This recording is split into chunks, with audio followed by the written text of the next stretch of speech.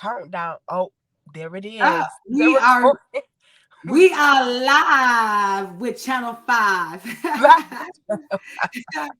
Hi everyone. I am Tabitha Williams and I am one of the members, a part of Deep Impact, and we are about to introduce ourselves and get it popping up in here today. So I'm gonna let you introduce yourself in a minute, Sherelle, but let me tell y'all what Deep Impact is. So Deep Impact Collective is diverse education, equity, and people.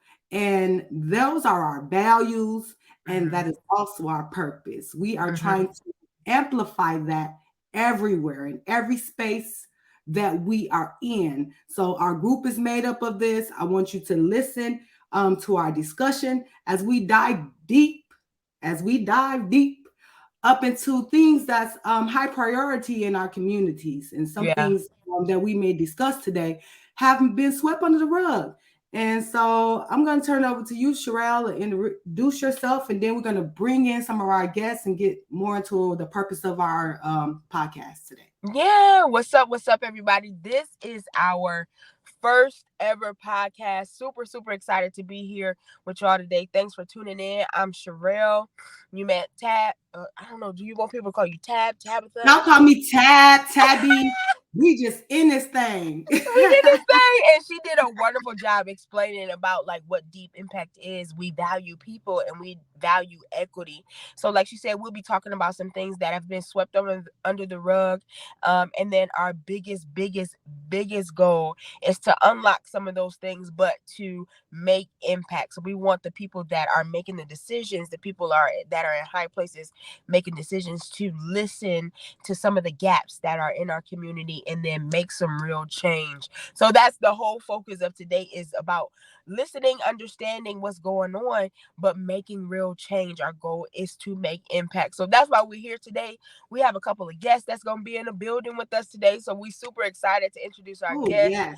Yeah, we're gonna have some good conversation. We got some nice people that's coming in today. For sure, for sure. Yeah, Sherelle, I want to go back to what you said. Like, I want people to really, that's tuning in, to really understand that there's some pieces to this Yeah. impact. There's some people, them partners, and some relationships that needs to happen. And I Hmm. like how you said these people need to be aware and put these pieces together. Put it And I want together. community to chime in, and definitely want you to listen, people that with the lived experiences. But them decision makers, we really need you to not just listen and not just feel like we're being heard, but we Right. need you to comprehend and Right. really hear what we're saying today, so that we're not feeding the wrong things. Right. We're sitting here wondering why we're not functioning properly. We Right. want you Right. to understand how we function. And so we Right. about to turn it up, get deep, as we really talk with each other. So Yeah. we grab your glass. I got mine. Grab your glass, grab your food, whatever it is, your music, whatever it needs, to really have some real discussion here today. We do Yeah. not want to leave this podcast without feeling like we've been heard, understood, and we made an impact, a Yeah. real impact. There's some Yeah. steps that we're going to talk about that can happen today. Today, that's the thing.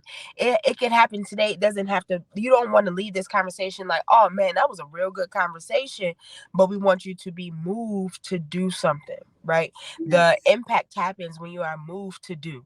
So don't just like sit back, listen, enjoy it, and then go to sleep. We want you to be able to do something about it. Do something Yeah. about it, for sure, for sure.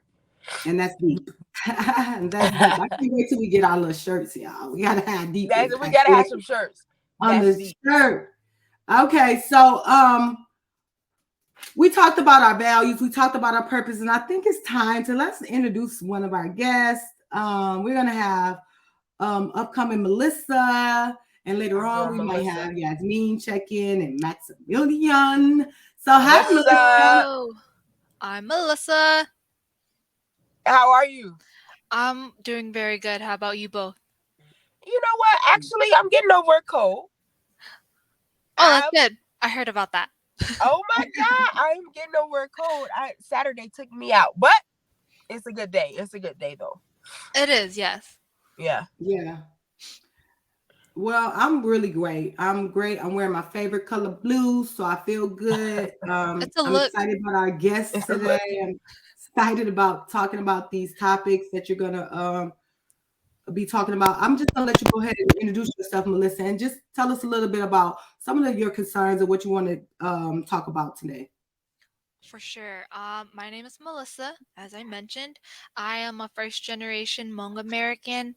My parents were actually refugees from Southeast Asia. So I was born and raised here, but still being first generation, I still experienced a lot of problems growing up, and I'm still trying to give back to that community and just the refugee system in general. And I'm happy to be here. Do you have any questions for me? Oh, sure we do. Oh, yes, we do.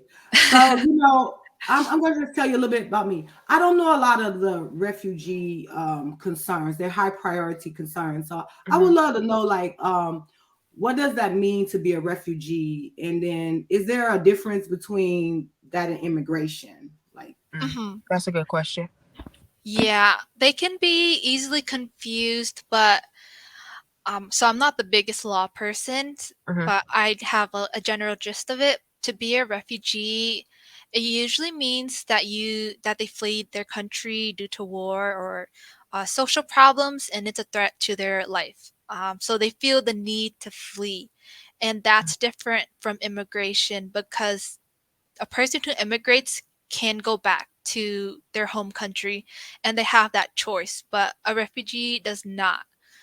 So that's why they apply for asylum in a different country and asks to resettle, and that's how they can like get to America or maybe some of our other in Europe or the other countries. And just keep in mind, these refugees are going through traumatic experiences, Mhm. and in these refugee camps, while they're waiting for approval, they can wait for years. Mm. So I know some people would wait decades in a refugee camp before they can get resettled. So they go through a lot before they can actually come to a different country and live a better life. Um, so yeah, it takes quite a while. yeah. I What mean, is go ahead. sorry, go ahead. I just what happens in a refugee camp? Yeah. In a refugee camp, I would say I don't know too much about it, but they usually try to make it as normal as possible with Mm. the limitations they have. So I think they still try to put school in place and have those little communities together, but it's just harder in those camps. And I just feel so bad. I don't have the most information on refugee camps, Yeah. so it's definitely Mm. something Yeah. a lot of people could look more up on, Yeah. I including mean, me. So hey, just using my imagination and just hearing the difference that you did have, and you may not Mhm. had it all, but just a little bit that you touched in on makes me think of a question of like when I think of a camp, is that like the entry? That's like where they have to go while we figure out if we're gonna like help them into transitioning? Is this like a Mhm. place? yeah. This is their Like a welcome placeholder. place? Mhm. Yeah, like I'm like refugee camp. So it's like they don't just get to come here and just go and get an apartment or a house. They have to go to this camp and then Yes. be placed somewhere else. So the We're one I'm dealing with most something. Yeah, the one I'm most familiar with is, so let's assume like there's war in a country. Mhm. That means a lot of people will flee at that time. So they could go to a neighboring country, apply for asylum in that country, and then when they're approved of their refugee status, then they can be resettled to a different country.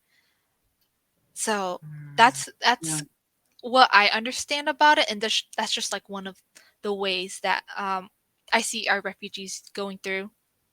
And yeah. you said that it sometimes it takes decades. It does, yeah. Wow. It Wow. takes a long time for the application to be approved or just considered. You have to give like a lot of evidence about like your home life and why you should move. And it just takes time for that too. It's a lot of time and labor. I Yeah. wonder, is America the hardest? place for them to apply for the is it asylum or asylum? Asylum. I And wonder, is it the hardest place, America? so I believe when they apply for asylum, they can't request a country. Oh. It just depends on what is available. So you know how I'm not too well versed in this too, but in America, you can only have like a certain amount of refugees coming in. Mm-hmm. So I know when like the Trump administration, he lowered that number, and then when Biden came in again, I believe he raised the number, but that allowed more refugees to come in, and that's what makes some refugee organizations more busy at the time too. Mm-hmm. Because I know we Thinking have a about, couple refugee organizations here in Grand Rapids. I'm sorry. Go ahead, Tabitha. yeah, just thinking about what you're saying about that process. What are some of their top needs? Thinking about in ways that people, listeners, can help. Like, what would you think would be something you want to share with listeners that could help in that process, or something they should be thinking about or considering? Yes. So I used to work in a school, and we served a few refugee families. And some of the concerns we always had was the language barriers. That was the biggest one because it was very difficult for families to overcome that since America is so English focused. They feel the need to just like learn as much English as they can, even though it's a long process.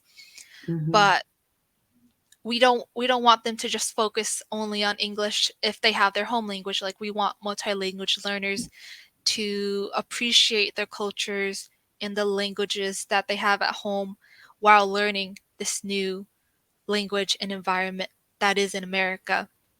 Yeah.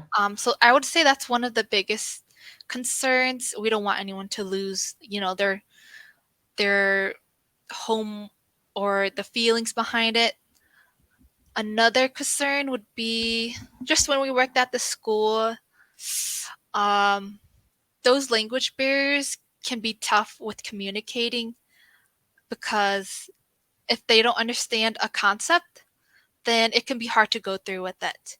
So, like in American schools, there's specific drop off and pickup times, and each school is very strict about that. But if you never experienced school before or a different type of school, and then you come to America and it's just like on the dot, you have to come here at this time, you have to leave at this time, or something bad might happen. It's just tough because I think they've been so used to being in their own little bubble.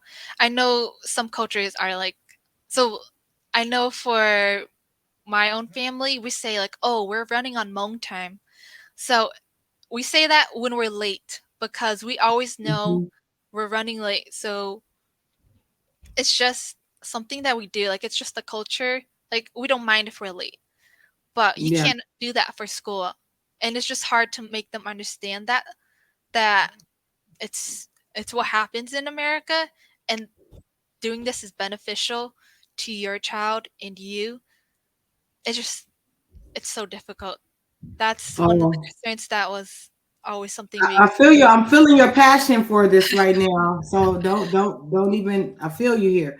I'm gonna just let you all know that Sherelle had to jump off, and that was one of our hosts that I was co-hosting with. So we're gonna invite Max to come in as well while we get more deeper up in this discussion. Ooh. Hey Max, you want to Hello, introduce Max. yourself, and then we'll get some deeper up in here.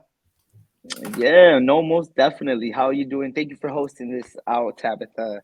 Melissa has been dope just listening to you about this specific topic, right? But Max Chameleon here with you all, a resident and an experienced lived here in Grand Rapids. Excited to be here and excited to be a part of this podcast. I know just trying to get a little bit acquainted with the difference of what immigration kind of spoken of and even the refugees experience is not similar. It's really not that similar.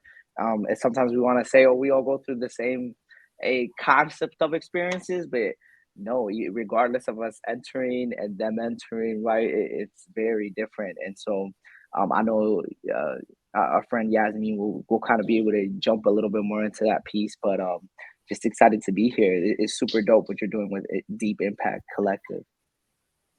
Yeah. Thank you. Yeah.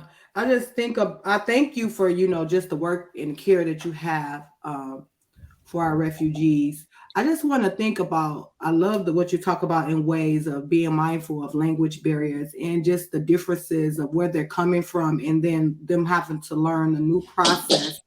And we language, even me, you said what you guys talk about when you say you're late. We say we're moving on Black people's time or something like that. We all have our own little thing. The And similarities, right? I wouldn't I wouldn't know. Language is a thing. Like one word can make a big difference, right? And one act can make a big difference as well. And just being mindful that someone may not understand what you're communicating with them. And there's a large difference between communication and comprehension. And I think Oh, that most definitely. we as Americans just feel the need to communicate and make sure that we provide these resources in communication. And we don't always take the time to follow through and talk about how much of what we've communicated has actually been beneficial. So when you think Most about definitely. that and resources for refugees, what's working, what's not? Mm, Let me see. So I did want to point out when you said like one word can make a difference, I did want to point out one of the things I personally experienced. So one of our families, they had actually, okay, this family had a child and they had autism. They have autism.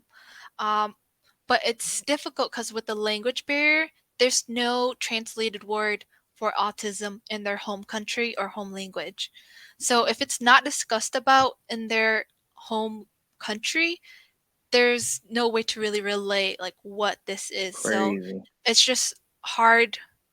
I experienced this firsthand, but to explain like, oh, your child has this like developmental difference Right. that How do you makes explain them that? need Wow. special Yeah, education, and you That's can't even say crazy. it's autism. You have to if you want to say it in their language to communicate correctly, You have to you just explain explain it. it. Yeah, there's no word Yeah. for it, so that's really Wow. difficult.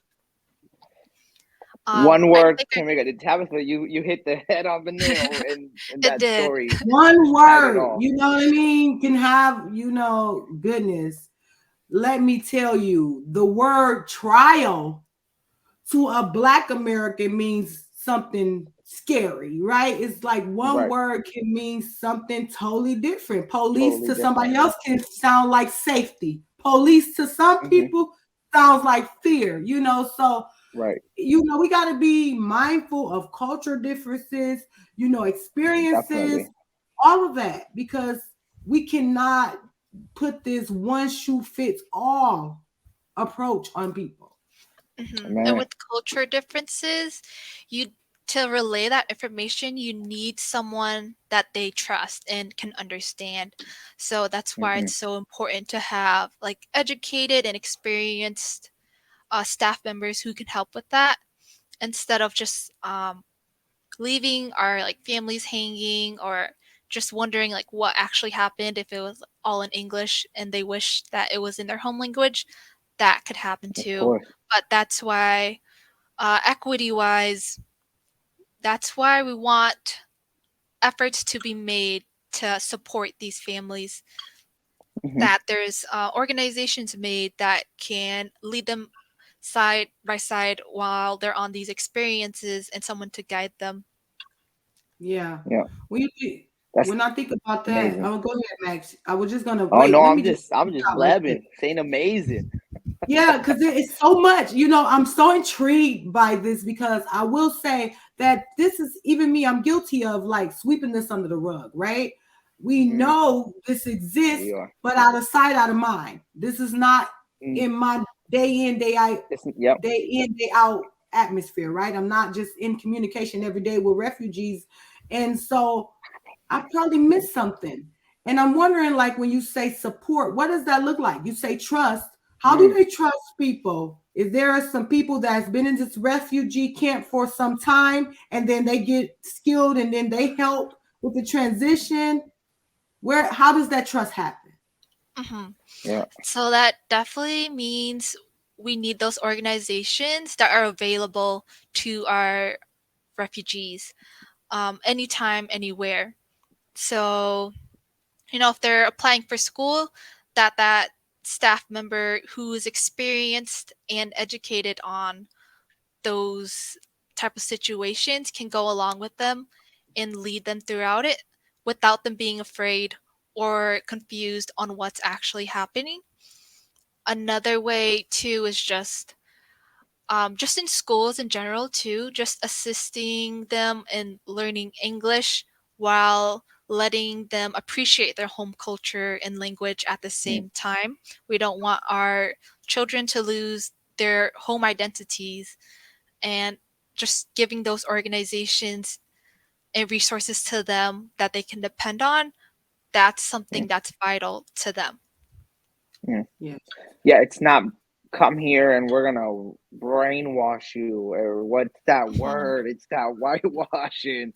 Like, nah, you need it's so important and valuable to have both languages. Me, and I had the chance to speak with Melissa a while back about like what's your first language, right? I said Spanish. I learned English at 11.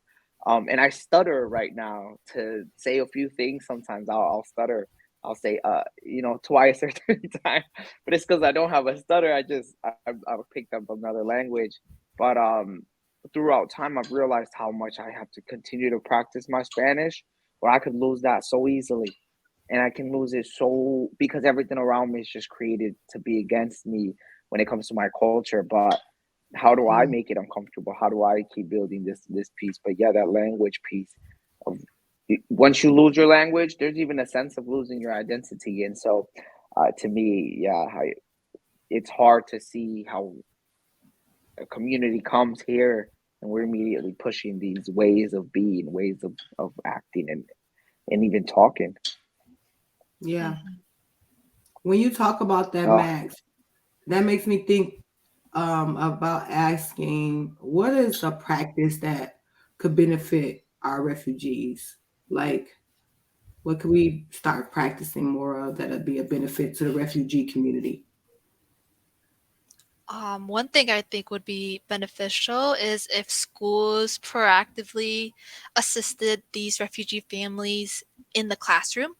They're serving these students correctly. So if they're struggling with a certain, like if they're struggling with math or history, that there's someone there that can guide them through it, but in their language. And I know it takes a lot of resources and labor to do that, but I think it would be so beneficial. I know I've heard so many times that um, a student can understand the schoolwork, but maybe they would do better at it in their home language instead of just English. So, mm, like they're smarter in their home language than in English, but when they're mhm. only in an English focused environment, it might make them look not up to Yeah, par, even though they are. And they yeah, don't have the same, I'm hoping, they do not have the same expectations for our refugee community as they do in those right. schools. That Definitely. would be the case, right? Hmm. I'm hoping I that's not do the case. feel like Uh, sometimes they that's just true. try to get them through school and then like that's about it. Mm, But I thankfully there are some organizations who do like job trainings with them in their language so that they can have jobs after graduation. And I think those right. organizations are doing amazing. Yeah. Yeah. To know what you know that you know. Hmm. Yo, Where can people find more supportive, like people to connect? How in ways can people connect if people want to be allies around this? What do you recommend? Like, what do they get connected to? What should they start to be a part of to be supportive for our refugee communities?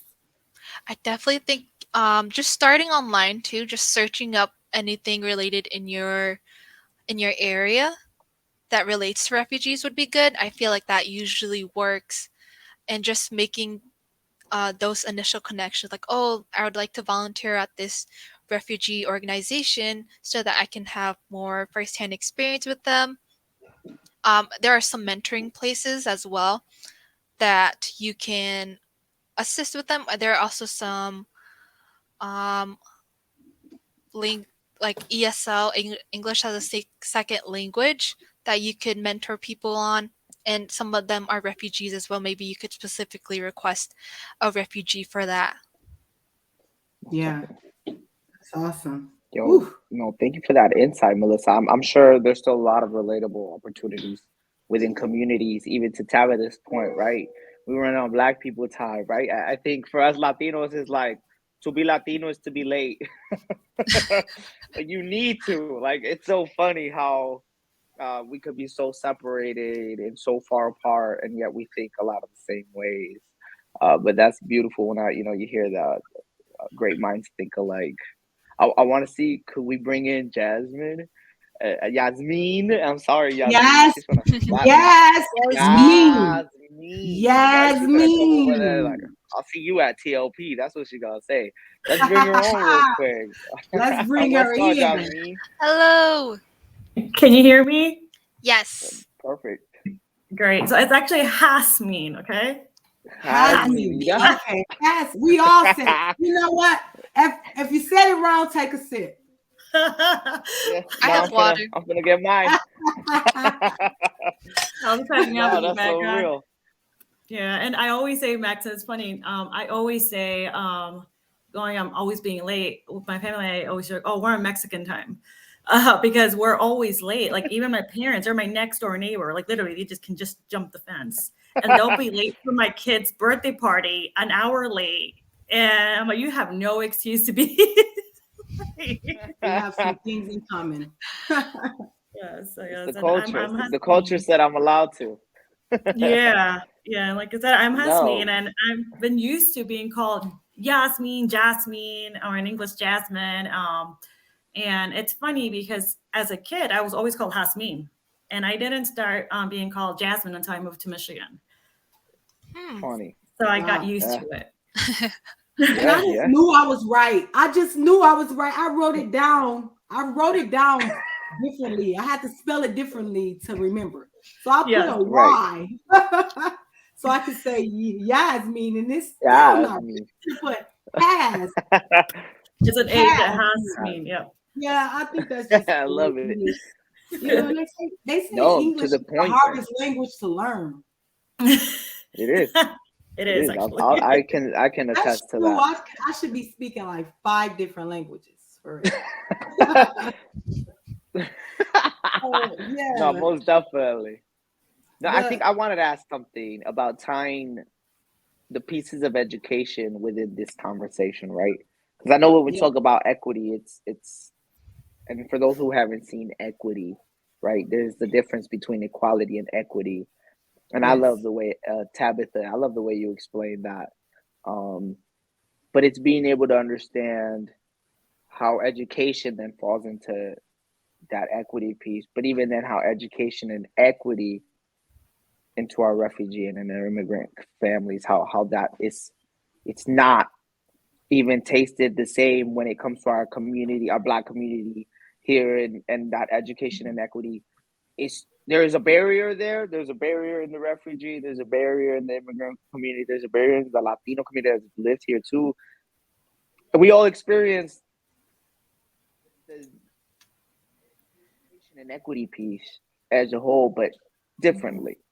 And oh yeah, so, um, to kind of, now that we have the both perspectives here, Hasmin, how does it feel, and mostly your experience, right, as a student that did experience the education here, So, how and much more difficult?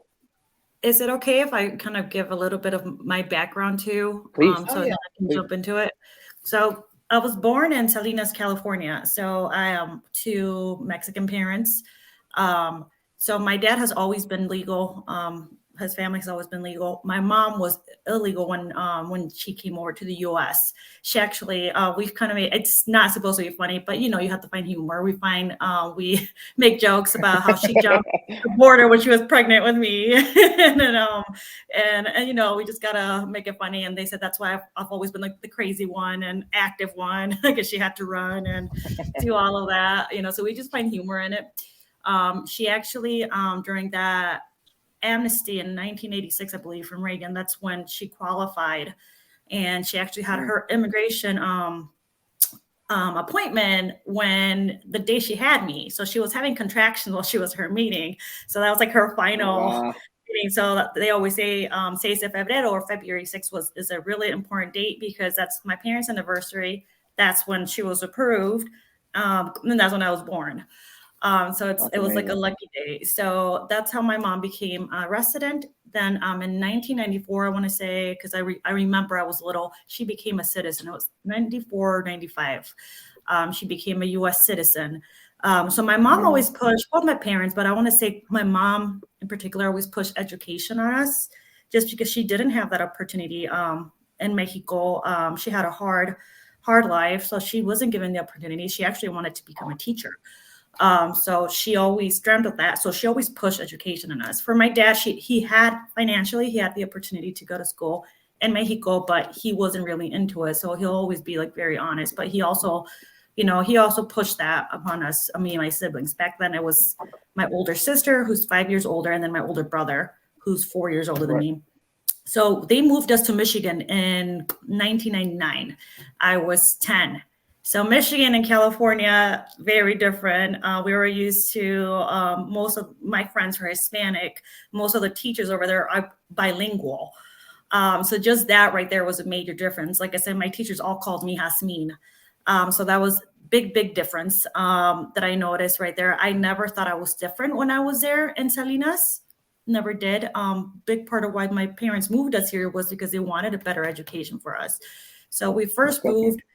Yeah, we went to the first school I went to was Palmer Elementary, which is when City High was Crescent High School. That's where my siblings got to go.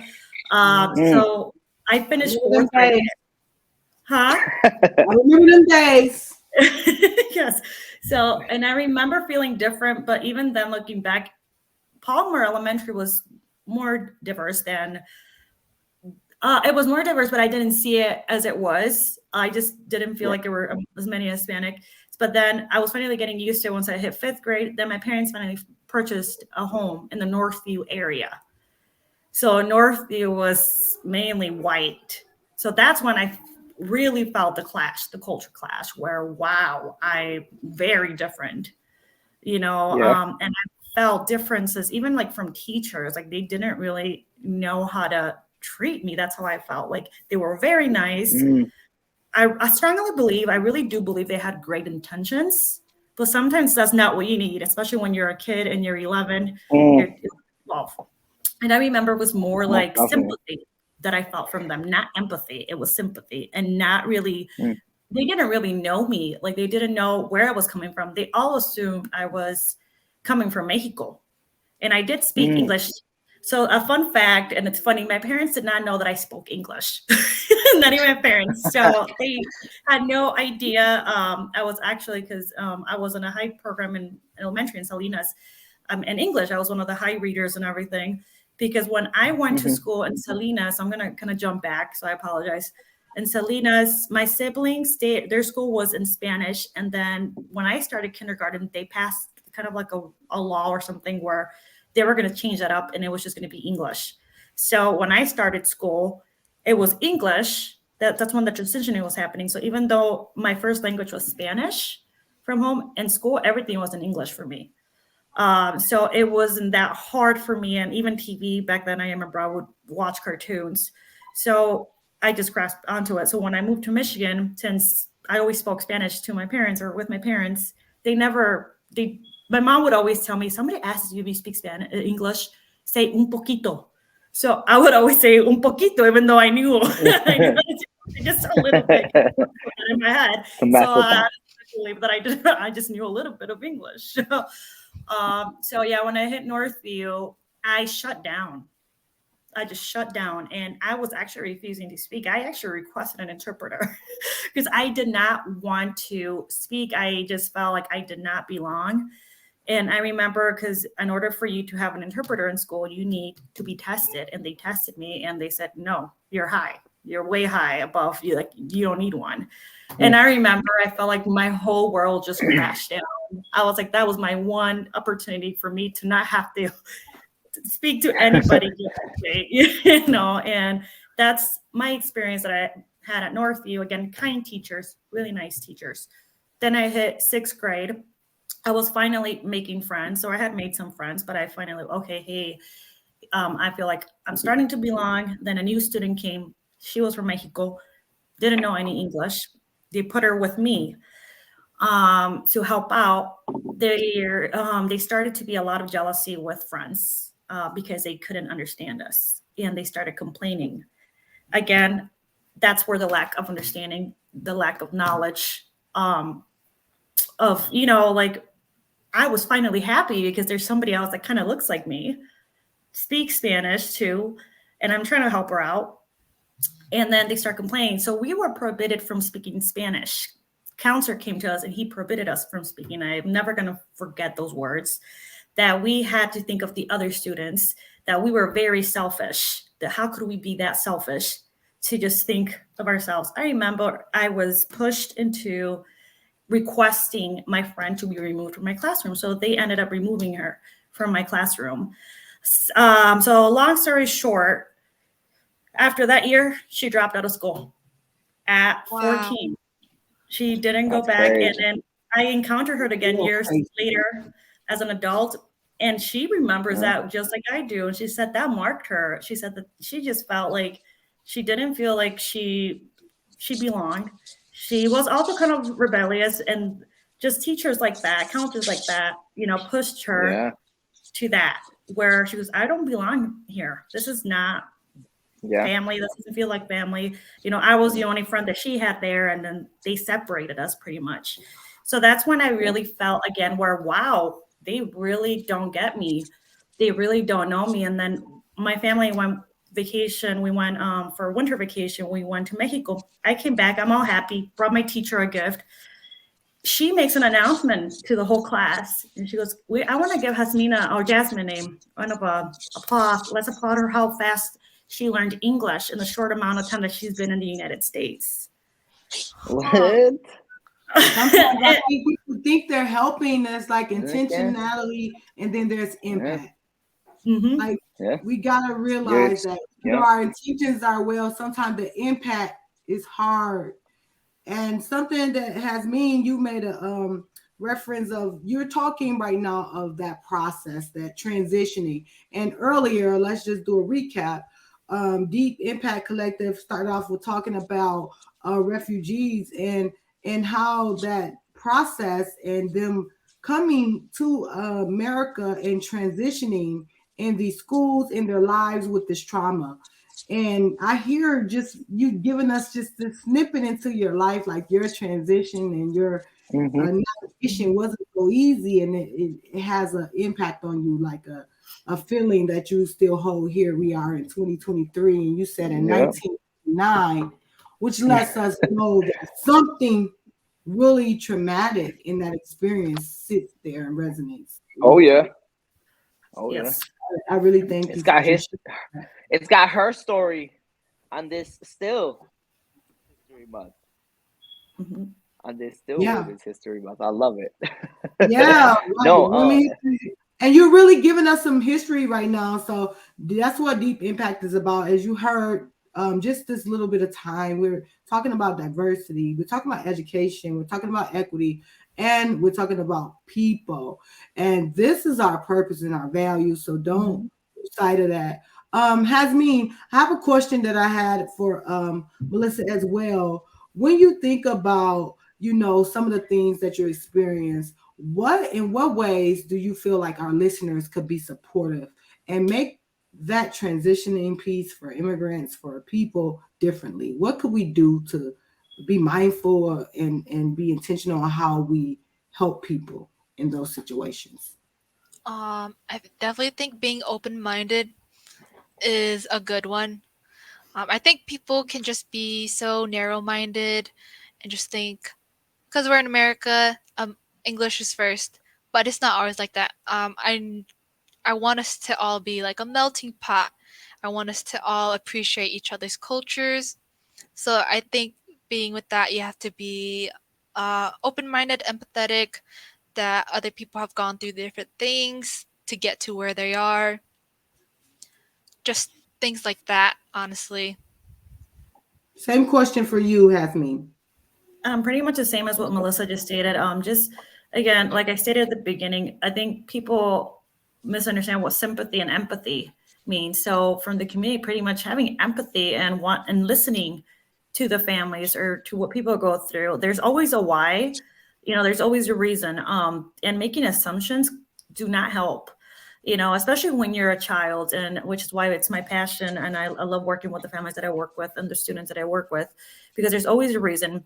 People do not put themselves or their children into those situations just because, oh, I feel like moving or I feel like putting them there. There's always a reason why. And most important, listening, knowing how to listen and caring, actually caring, not being judgmental. That's a big one, because I feel like that's why a lot of people shut down. That's why I shut down as a kid, because I Yeah. just felt like I was being judged and people were assuming things that they didn't really know me. So just getting to really Mhm. know someone. Yeah, Yeah. I like A lot that. of people need implicit bias trainings. That's what they need. Mhm. Oh, we talked about implicit bias training, ethical training. Like it's so many Ethical new trainings. things. I mean, come Yeah. on. This is 2023. They We're are way up. too I'm far. not gonna stop saying this. Make sure y'all put this in our banner. They are upgrading iPhones.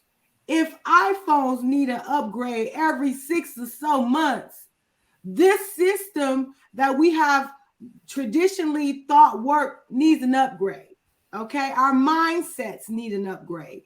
We have to realize that the way we did things those many years ago may not be what's best practices now in today's world. Yep. Things are at the Facts. speed of lightning now, right? Where kids at 1 year old are able to navigate a phone and things like that. And not only do refugees and immigrants have to learn our way, they now have to Most learn definitely. technology again and all these different things. And it's just Yeah. so much. I love the fact you said be open, be mindful, have that empathy. I think people have a natural ability to love, but caring takes some action. Mm. I can love you. Man, that's different. I can love See, you. You we know what I mean? I love you. But to care with the ing on the end, that takes some action. Mhm. That takes a process. That's something you do and continue to do. It's a continuation. And I think that right there is what separates the two. So yeah, Mhm. oh I mean, man. this is getting me, more mindful. I'm already mindful on how I will definitely, start to be more supportive, thinking about in what ways we have a Mm-hmm. lot of common things that we're dealing with. And that Most empathy definitely. part and is like, yes, these are still people that's transitioning Mhm. in a world Right. that is just moving so fast. Um, Moving hella fast. with that trauma, whatever they have in this box that's labeled fragile, we don't know. But we have to really be intentional. And thinking of that, I think about the resources. I hear like when we're in Grand Rapids, right? We have a lot of resources, but are there the right ones? And so if Right. have me go first and talking about like the resources that is available and what do you think we need more of? And then maybe Melissa, you could talk to some resources that's available for refugees and what we could use more of.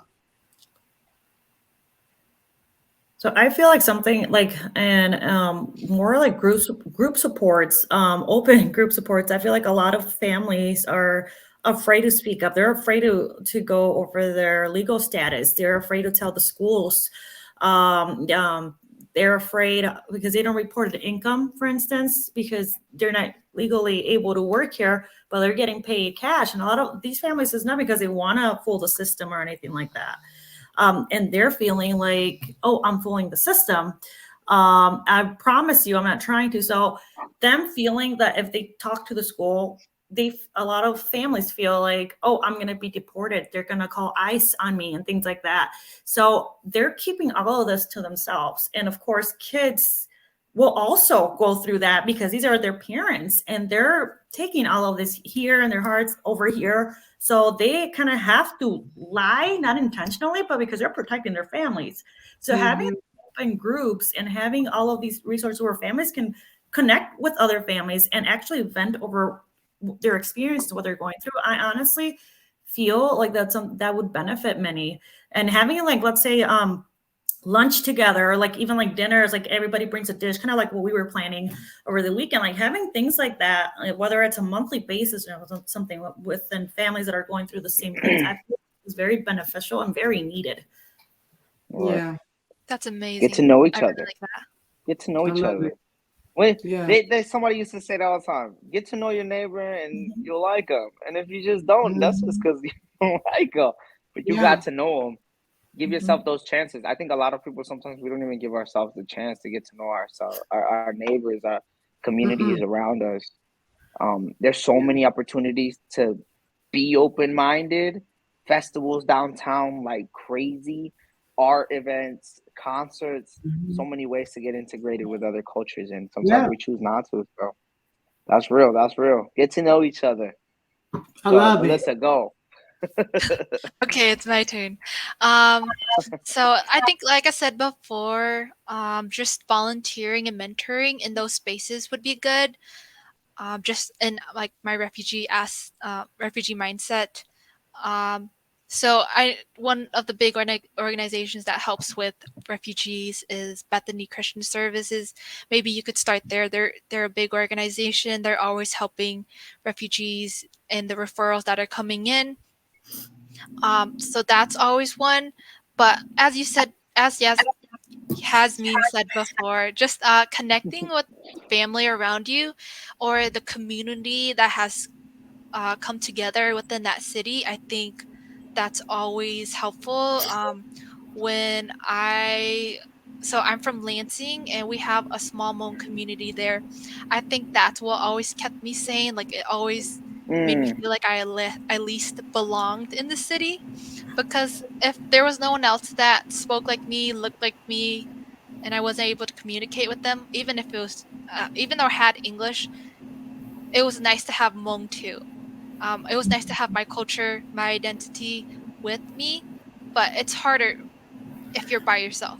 So just having that community is important, or yep. even if you're not a part of the community due to not being like that ethnicity, you can maybe donate to them or volunteer for their events. One event that I thought of when you guys were talking about it, Glimpse of Africa, it's a big um, I don't know the word. It's just a big It's a festival. celebration. Yeah, Yeah. it's a Yeah. big festival where you get to just celebrate all African cultures, and there's African artists selling their art and earrings or clothing and even Right. food. That's a good way to start, like making yourself familiar with it, and then Yeah. making those connections from there.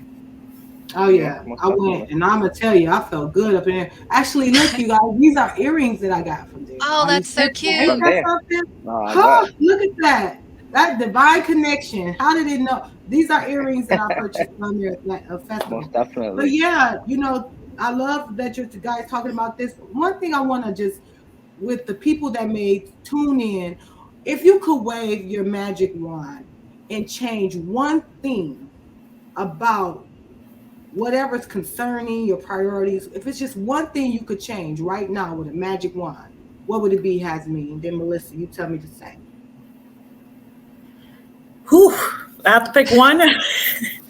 I know we got a lot of things, and I don't know if we're gonna live to see them all change, but we're just gonna start with one. If it's one thing and you had a magic wand and you could just wave your Most magic definitely. wand and it could happen, what I would would it Bam. say be? judgments. I would stop the judgments. Again, bring the love, the understanding. I feel like a lot of people are really critical. They're judgmental. they think they know why people come here illegally. Trust me, they're not going to want to come here and risk their lives or their children's life just because they want to. You know, and again, I'm not only speaking because of my parents. My husband was also came here illegally. He's now a resident, but there's more to that. But anyway, like people just judging and making comments and thinking, oh, well, just go back to your country.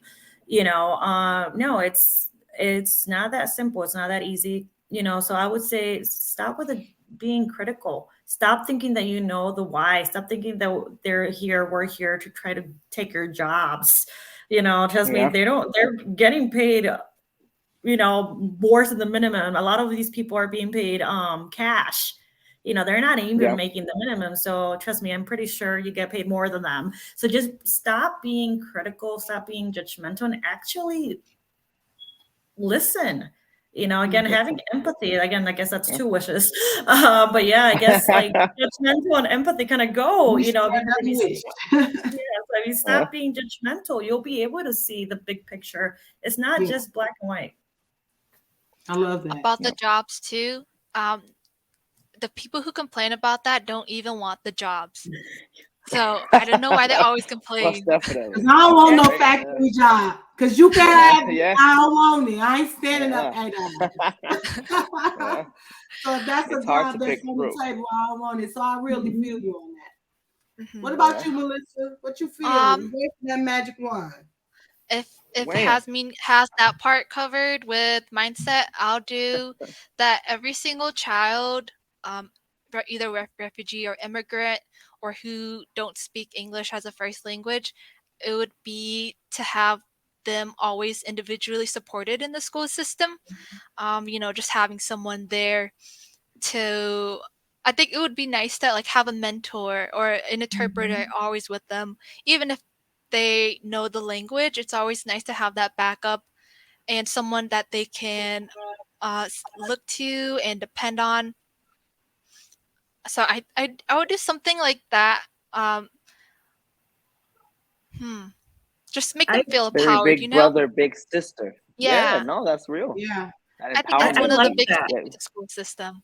Oh, And so I I know like a lot that. of places have that, but I mean, I think it needs to be more there has to be more done to that because intentional. it kind of takes me back to my story where they denied me that I guess what I needed was more of a mentor, you know, and that's why Yeah. I was like, I just need somebody, give me an interpreter because again, I felt very different there. Mhm. Most That's when I definitely. stopped being myself. I'll be honest. That's when I kind of just became somebody else. I'm like, people were not really Yeah. knowing who Hasmin was because I was shutting down. I just chose, and I'll be honest about that. And having a mentor, just looking back, if I would have had a mentor back then, that would have made a big difference in Yeah. that part of A my life. person in front of you empowers you and pushes you to be yourself. That's Mhm. right. And Yeah. so if that could be done to so many, I personally Mhm. didn't start changing my life till my mentors came into them. Right. And Yeah. it just, that's an impact, a different sense of impact. The Yeah. empowerment piece, luckily my parents were just very like, nah, bro, we proud, we brown, but we proud. And that Mhm. never really left my field per se, but yeah, a mentor and the impact that can carry. Great wish, Melissa. So I mean, maybe all Okay. these Also, You other coming? organizations can listen. Don't kids think are you was left vicious. out, Max. We was coming your way too, because you got to wave that magic wand as well. For me, I mean, apart from those two great wishes, that I mean, mm, make the process more simpler. Whether Mm. it's migrating or being a refugee, why you gotta ask a billion questions? Why do I have to wait 10, 15 years? It's so insane to me for people that are looking for opportunities, and that's the same exact objective, I think, at the end of the day. And sometimes Mhm. refugees, they don't want to leave their home, but they have to. They Mhm. don't want to, but they have to.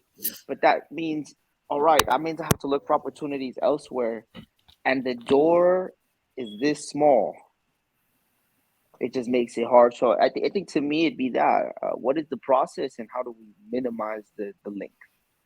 Yeah, I How love do we it. minimize the link? Well, if I wave my magic wand, I always have. I got the biblical side of me. I'm raised Mm, Baptist. I raised Baptist, but I'm spiritual now, and I just feel like if all people, of all races, colors, beings, just use that internal magnifying glass and said, treat people how you will want to be treated, not how they treat you. But if it was you, if you took Tabitha and moved her out of the country and sat her there with somebody else, how would I? I'm thinking if that was me, and I don't know what they're saying. I don't know what they're doing. This is not my normal. I literally think like that. Like if it was me and you actually pick me up and Yeah. move me from my Show me comfort zone, love. how Right. would you want to be? The first thing I would want to do is somebody I trust, like you said. I would like somebody, and then how do I find that? But that first act of kindness may be that initiation, and that Oh first yeah. act of care, not love, care. Like, Hmm. okay, I see you scared.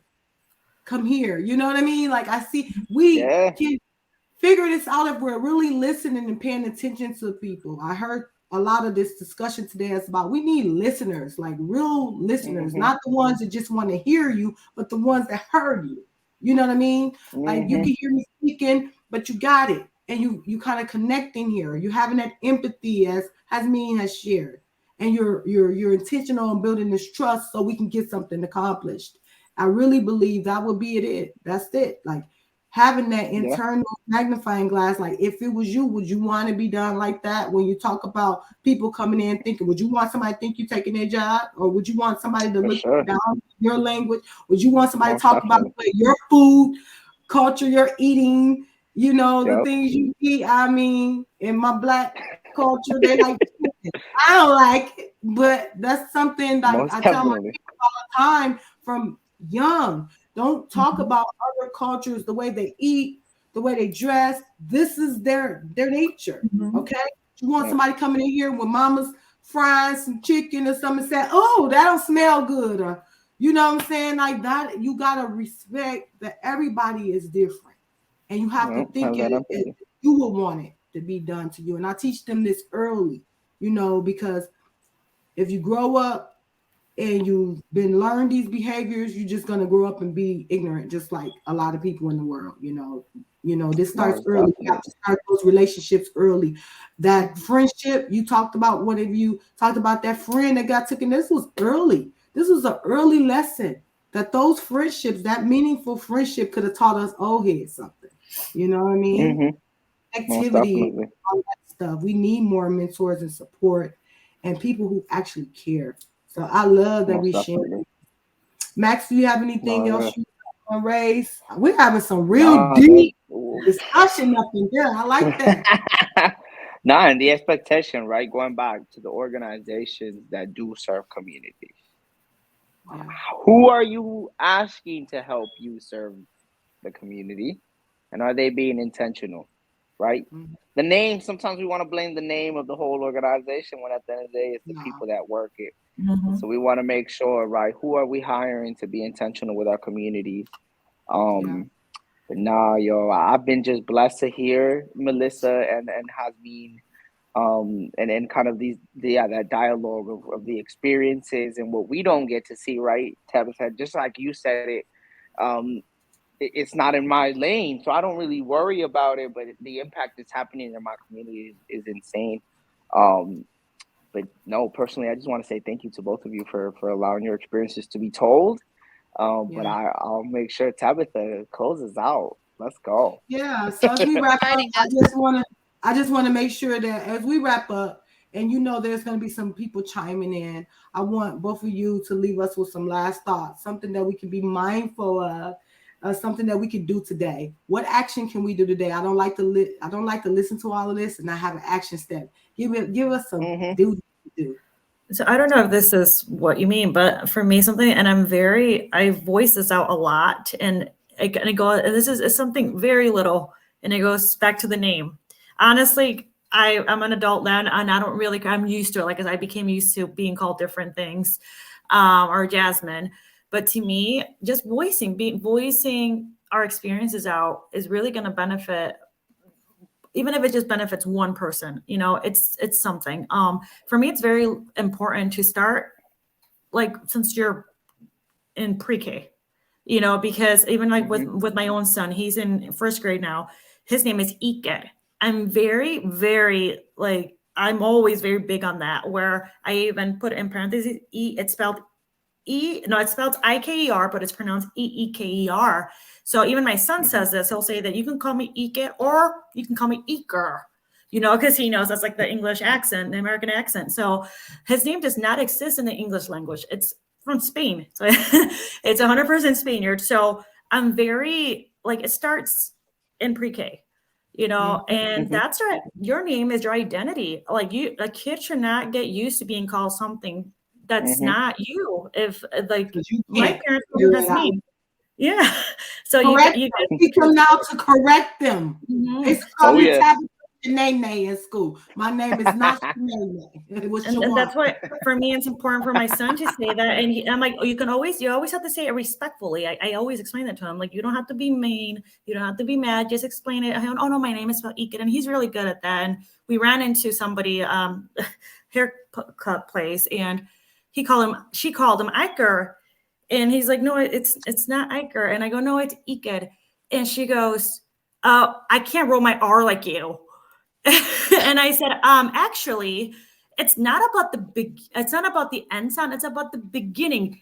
So I went out at that point. I was mad because I didn't like her reaction. So like, you're messing with my son. Like, no, like the mama bear came out of me. I'm like, no, it's the and I was like, no, it's beginning sound. So like again, it comes back to just voicing that, voicing, and it's okay to voice, and it goes back to don't be critical. Have empathy. So that's one thing I just want to emphasize on that, because it does make an impact. It makes an impact on my child. It makes an impact on other children. Again, it goes back to what you said. Treat others the way you want to be treated. You don't want that for your child. For sure. Yeah. Most definitely. Thank you. For me, empathy is an awesome one. I would also say just patience as well. Just working with people with language barriers, you have to be patient. If you can't like communicate through words, at least communicate through body language, and try to say what you want to say through that. You don't always have to rely on just words. You can rely on your body and just being human. That's one of the biggest things, and patience is key. So can I add on to that real quick? Yeah. Sorry, I know we're running out of time. My mom, and this didn't happen too long ago. My mom has an accent. My mom has learned English. My mom, again, she's big on learning. So we went, I can't remember what restaurant it was. And the person looked at me and said, I don't understand what she's saying. Can you please repeat? And I looked at my mom and I said, Mom, please repeat. So my mom repeated, and I told the guy, if I'm understanding my mom, I know you can understand her. Oh yeah. And yeah, he took the order right afterwards. Again, Melissa, like, it doesn't have to be perfect. You gotta it goes back to, come on, you have to have an open mind. You don't expect them to be perfect. You try learning a different language, you're not gonna say perfect. My mom said it clearly. It was very fluent. Just because she didn't have or she doesn't have the American accent, you're gonna be hard on her. And I said that to him. I said, if you're not gonna understand her, I want to speak to a manager. Yeah.